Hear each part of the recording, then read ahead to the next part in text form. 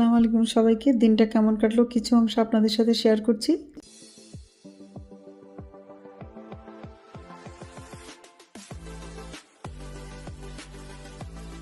বেশ গরম ছিল, 31 ডিগ্রি পর্যন্ত হয়েছে।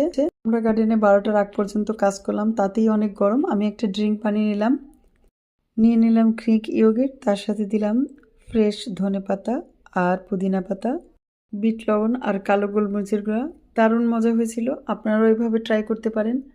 গরমে প্রশান্তি পেতে এর থেকে ভালো ড্রিঙ্ক আর হয়ই না।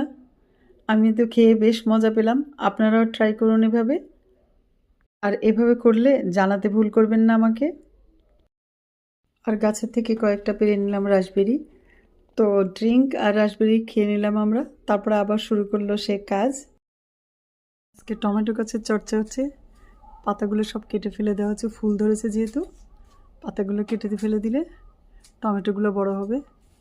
সব গাছ ছেটে দেওয়া হলো, ওখানের গাছগুলো।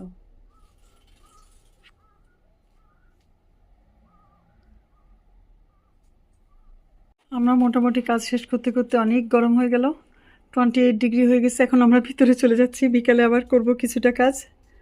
আর এখানে আমি শাক উঠিয়ে নিলাম, ডাঁটা শাক, লাল শাক, ভর্তা শাক, লাউ শাক আর মিষ্টি কুমড়া শাক। এই কয়েক রকম দিয়ে এখন আমি ভাজি করব। শুকনো মরিচ আর রসুন একটু লাল হয়ে তারপর দিয়ে দিলাম পেঁয়াজ, আর এখন দিয়ে দিচ্ছি শাক।